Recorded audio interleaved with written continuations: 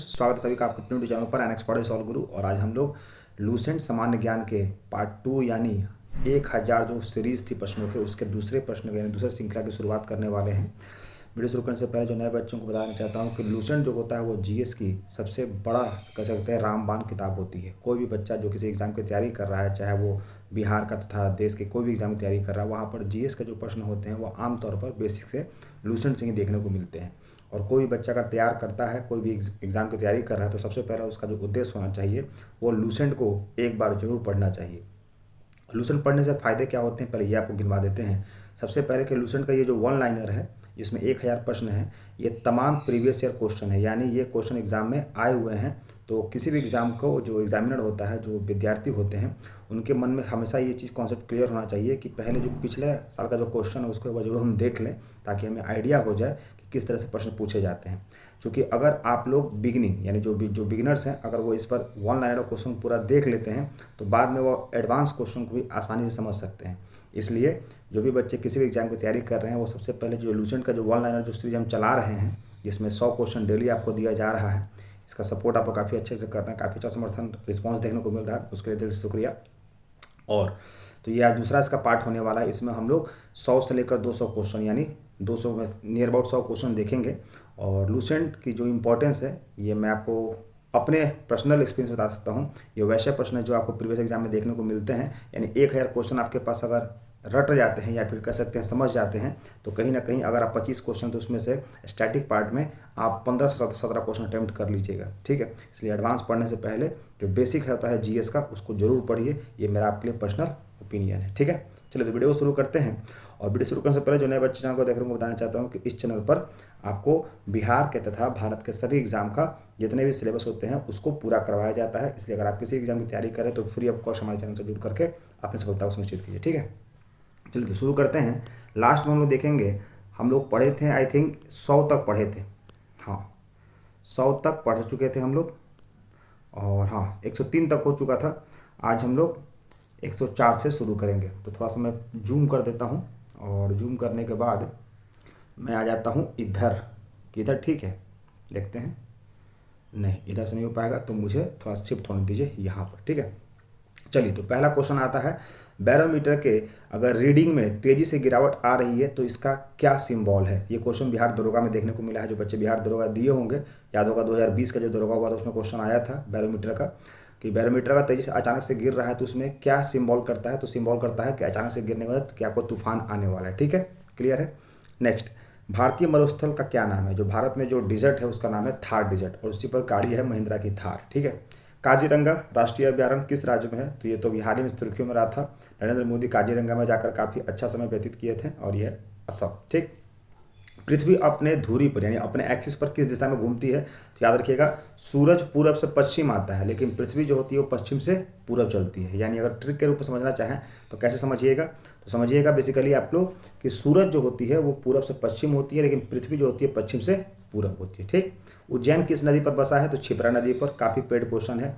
Next question, निम्न में से कौन सी धातु बिजली की सबसे अधिक सुचालक होती है, यानी सबसे गुड कंडक्टर ऑफ इलेक्ट्रिसिटी कौन है। तो चांदी, पता है, फिर भी हम लोग कॉपर का इस्तेमाल करते हैं क्योंकि कॉपर सस्ता है। गोबर गैस में मुख्य घटक कौन सा होता है। बहुत बार क्वेश्चन आया है, मीथेन। इस बार भी क्वेश्चन देखने को मिला था।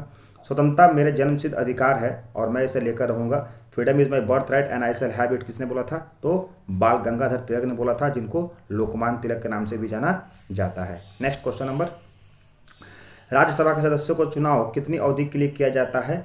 तो होता है 6 वर्ष पर, परंतु 6 वर्ष पर, परंतु इसे कहा जाता है कि इसमें हर 2 वर्ष पर 1/3 जो मेंबर होते हैं, एक यह मेंबर, उसका फिर से चुनाव किया जाता है। नेक्स्ट, हमारी आकाशगंगा का नाम क्या है। तो उसका नाम है मिल्की, क्या है, मिल्की वे, जिसको आप लोग बोलते हैं दूध मेघला। नेक्स्ट क्वेश्चन नंबर आते हैं, हिंदी भाषा का पहला समाचार पत्र कौन सा था। बहुत बार क्वेश्चन ये आया है, तो है उदंत मार्तंड। उदंत मार्तंड जो है वो हिंदी भाषा की पहली समाचार पत्र है।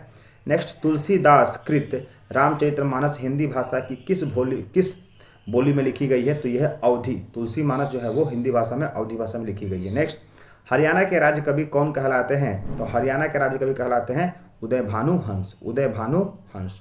नेक्स्ट आते हैं क्वेश्चन नंबर 118, आधुनिक ओलंपिक खेलों में शुरुआत कब और कहाँ से, यानी जो आधुनिक ओलंपिक हुआ था इसकी शुरुआत कब और कहाँ से हुई थी। तो इसका शुरुआत हुआ था एथेंस में, और आधुनिक ओलंपिक शुरू हुआ था 1896। एथेंस किसकी राजधानी है? तो ग्रीस की राजधानी है एथेंस। ग्रीस की राजधानी है एथेंस। नेक्स्ट, भारत ने किस खेल में ओलंपिक में खेलों में 8 बार स्वर्ण पदक जीता है? तो भारत ने हॉकी में ओलंपिक में जो हॉकी हुआ था उसमें भारत ने 8 बार स्वर्ण पदक जीता है। नेक्स्ट क्वेश्चन, भारत ने आखिरी बार हॉकी में स्वर्ण पदक कब और कहाँ जीता था? तो लास्ट ईयर जीता था स्वर्ण पदक 1980 और वो था मॉस्को। मॉस्को किसकी राजधानी है? तो रसिया की राजधानी है मॉस्को। नेक्स्ट, ओलंपिक खेलों का आयोजन कितने वर्ष बाद होता है? तो ओलंपिक होता है 4 वर्ष के बाद। ये मैंने लास्ट क्वेश्चन भी करवाया था। उसके बाद अंतर्राष्ट्रीय ओलंपिक समिति का मुख्यालय कहाँ है? तो जो इंटरनेशनल ओलंपिक कमेटी है, जिसको आप लोग ICJ international Olympic committee IOC जो बोलते हैं, इसका मुख्यालय है लुसान। और लुसान कहाँ पड़ता है? तो स्विट्जरलैंड। और स्विट्जरलैंड जो है वो काफ़ी जन्नत के रूप में माना जाता है पूरे विश्व में। नेक्स्ट आते हैं क्वेश्चन नंबर 123। क्वेश्चन नंबर 123 की बात करते हैं। सन 2012 में ओलंपिक खेल कहाँ हुआ था? तो 2012 में तो सबको पता होगा लंदन हुआ था। 2024 में कहाँ होने वाला है ये आप जरूर बताइएगा, ठीक है। मैंने कमेंट सेक्शन में पूछा था। ओलंपिक ध्वज में कितने गोले होते हैं? तो 5 छल्ले होते हैं ओलंपिक में, ठीक।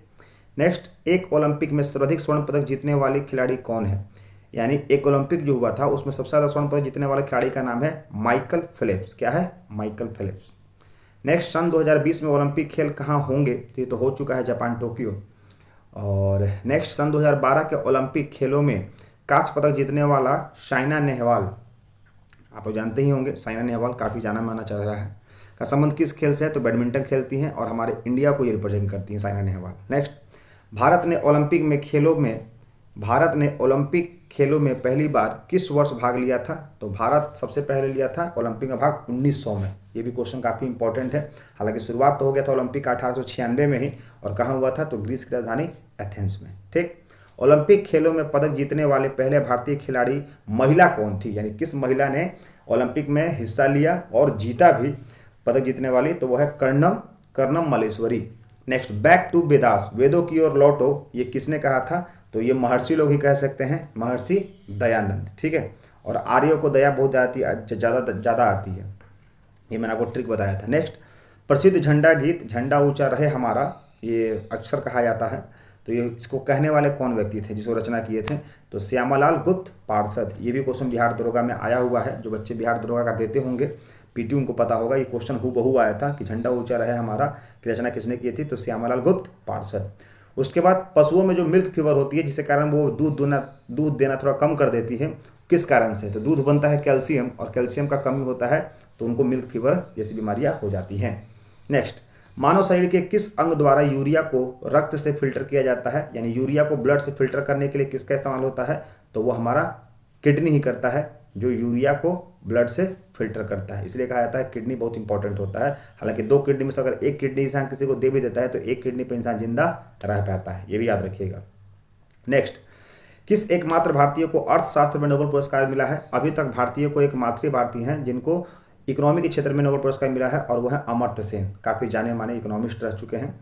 नेक्स्ट, भारत रत्न उस्ताद बिस्मिल्लाह खां का वाद्य यंत्र के वादन से विख्यात थे। तो बिस्मिल्लाह जो खां थे वो शहनाई बजाते थे, ये सबको को पता होगा। नेक्स्ट, भारत के अंतिम गवर्नर जनरल, बहुत बार पूछा गया है, भारत के अंतिम गवर्नर जनरल कह लो या फिर पहले भारतीय गवर्नर जनरल कह लो, ये हो जाएंगे सी राजगोपालाचारी, चूंकि इसी के बाद ये पद बदल करके गवर्नर जनरल का बना दिया गया था। क्या बना दिया गया था? राष्ट्रपति, ठीक। नेक्स्ट, भिलाई जिसको भेल बोलते हैं, भिलाई का निर्माण किस देश के सहयोग से किया गया था?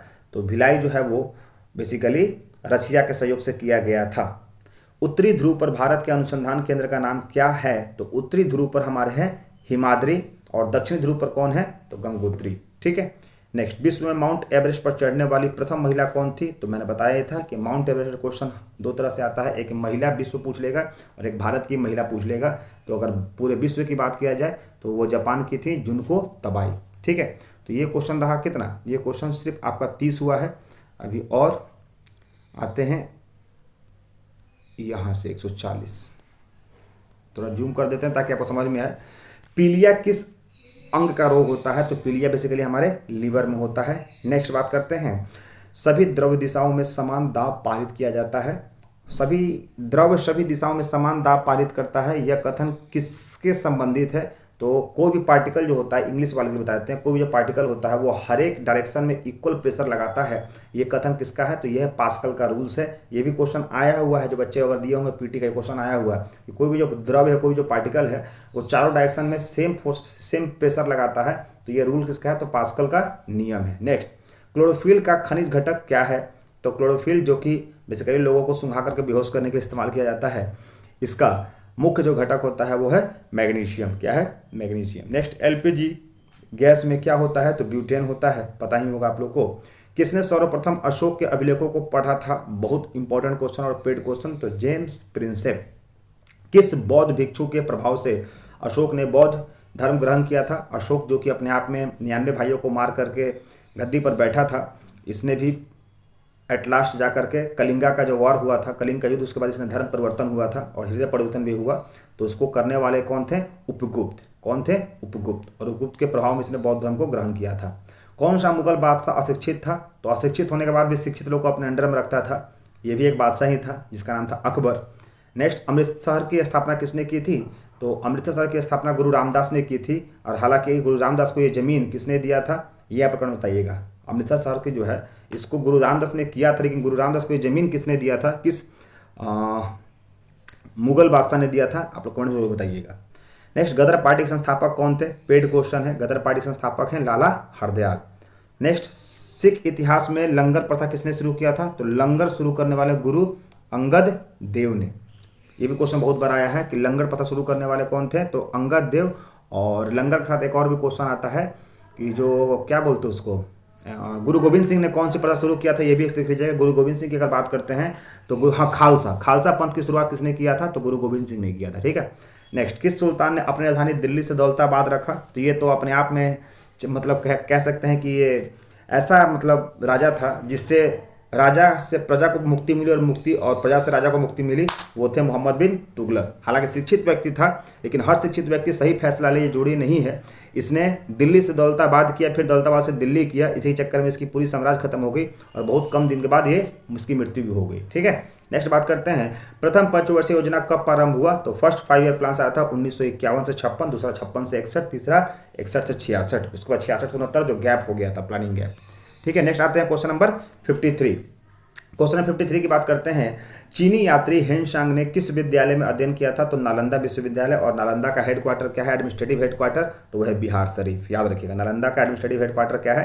प्रशासनिक हेडक्वार्टर, उसको बोलते हैं बिहार शरीफ। नेक्स्ट, कौन रक्त समूह सर्वदाता होता है? तो देने वाला कौन होता है? ओ सभी को दे सकता है। और ए बी जो होता है वो सभी का, बी पॉजिटिव जो है वो सभी का ले सकता है। ओ जो है वो सभी का दे सकता है, मतलब ओ जो है वो सभी को अपना ब्लड दे सकता है। और ए बी जो होता है वो सबसे ब्लड अपना ले सकता है। तो एक होता है डोनर, एक होता है रिसेप्टर। ठीक है। नेक्स्ट, मनुष्य के शरीर में कुल कितनी हड्डियां होती हैं? तो हड्डियों की बात करते हैं तो एक आम इंसान में 206 हड्डियां होती हैं, लेकिन बच्चों में हड्डियां ज़्यादा होती हैं। बच्चों में हड्डियां ज़्यादा होती हैं और वही हड्डियां जुड़ करके फिर हड्डियां कम हो जाती है। ठीक है। नेक्स्ट, सूर्य के प्रकाश में कौन सा विटामिन पाया जाता है? तो सभी को पता है डी, लेकिन डी का साइंटिफिक नेम क्या होता है? आप मुझे कमेंट बॉक्स बताइएगा कि डी का साइंटिफिक नेम क्या होता है। चलो मैं बता देता हूँ, कैल्सीफिरॉल। ठीक है, क्योंकि कैल्शियम मिलता है और कैल्शियम से कैल्सीफिरॉल होता है। नेक्स्ट आते हैं क्वेश्चन नंबर 57। मादा एनीफ्रीज मच्छर के काटने से कौन सा रोग होता है? तो एना जब भी आएगी तो मलेरिया लेकर आएगी। एना जब भी लेकर आएगी तो मलेरिया लेकर आएगी। ठीक है। टेलीफोन का आविष्कार करने वाले कौन थे? तो ग्राहम बेल थे।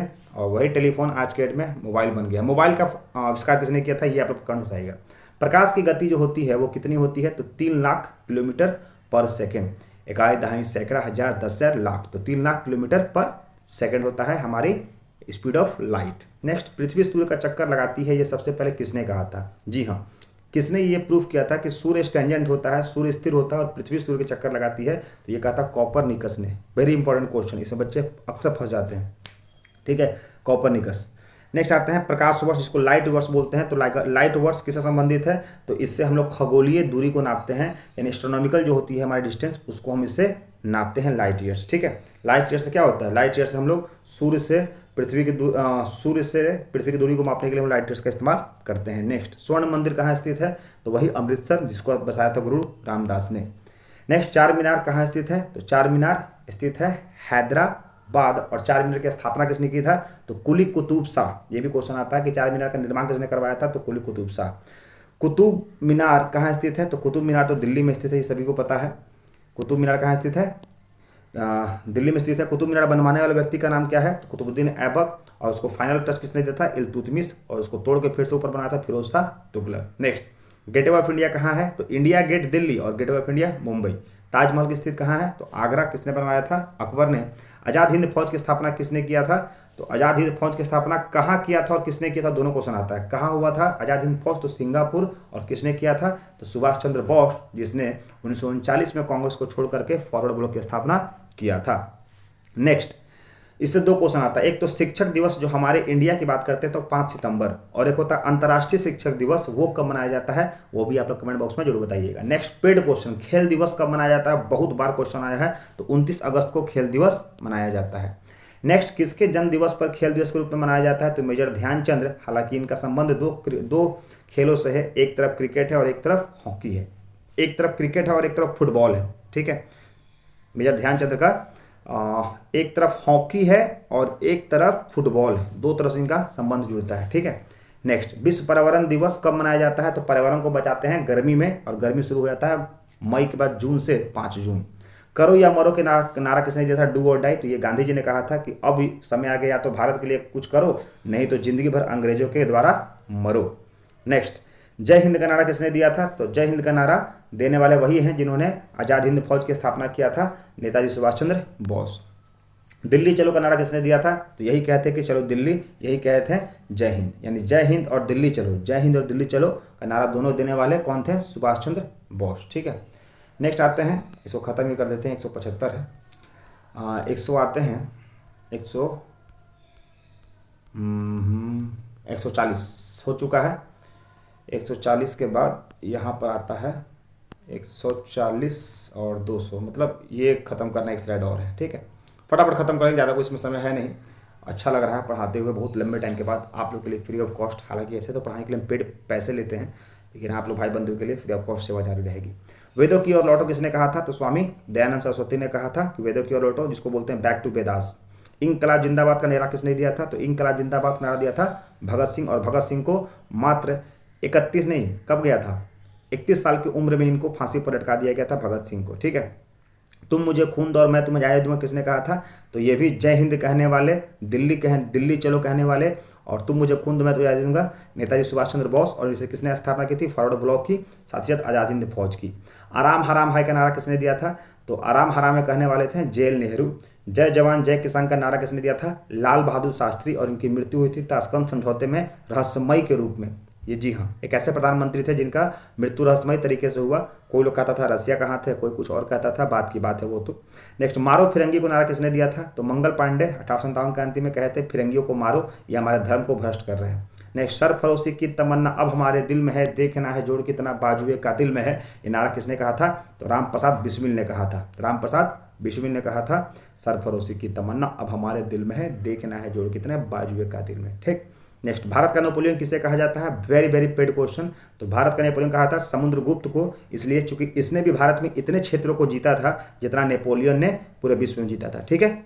नेक्स्ट, सती प्रथा के अंत में सबसे अधिक प्रयास किस समाज सुधारक का था? तो सती प्रथा को बंद कब किया गया था? 1829 में। और इंडिया जिसने हेल्प किया था वो राजा राम मोहन राय को, और जो विदेशियन था यानी अंग्रेज था उसका नाम था William Bentinck. Next, Ramakrishna Mission की स्थापना किसने की थी? तो राम कृष्ण, और कृष्ण जी के पास क्या होता है? विवेक। हमने लॉजिक बताया था कि कृष्ण जी के पास क्या होता है? विवेक, यानी स्वामी विवेकानंद। महात्मा गांधी का जन्म दिवस की स्थिति को मनाया जाता है, सबके चप्पा चप्पा जानता है, बच्चा बच्चा जानता है, 2 अक्टूबर 1869। नेक्स्ट, महात्मा गांधी का पूरा नाम मोहनदास करमचंद गांधी। गांधी जी को महात्मा की उपाधि किसने दिया था? ये बहुत इंपॉर्टेंट क्वेश्चन, रविंद्रनाथ टैगोर ने सबसे पहले कहा था। माई एक्सपेरिमेंट विथ ट्रूथ ये लिखने वाले कौन व्यक्ति थे? तो इन्होंने माई एक्सपेरिमेंट विथ ट्रूथ लिखा था महात्मा गांधी ने। उसके बाद भारत का सर्वोच्च नागरिक सम्मान कौन सा होता है? तो भारत से भारत रत्न। फिल्म के क्षेत्र में दिया जाने वाला सर्वोच्च भारतीय पुरस्कार कौन सा होता है? तो फिल्म में सबसे बड़े कलाकार माने जाते हैं फाल्कर साहब, और उन्हीं का नाम है दादा साहब फाल्के अवार्ड। भारत का सर्वोच्च वीरता पदक का नाम बताइए? तो भारत में सर्वोच्च सबसे ऊपर जो होता है वो परम, क्योंकि परम शक्ति होती है, एक होता है उच्च शक्ति, एक होता है निम्न शक्ति, और एक होता है परम। आदेश में भी आता है, आप लोग पढ़े होंगे, रीट्स में आता है, एक होता है परमा आदेश जिसको बोलते हैं मैंडमस। तो परम से परम वीर चक्र याद रखिएगा। अशोक चक्र ये सब जो होते हैं वो सब गैलेंट्री अवार्ड मिलते हैं, लेकिन सबसे हाईएस्ट जो होते हैं ब्रेवरी अवार्ड मिलता है परम चक्र। ठीक है, नेक्स्ट, भारत का शेक्सपियर किसे कहते हैं? तो भारत को शेक्सपियर कहते हैं कालिदास को।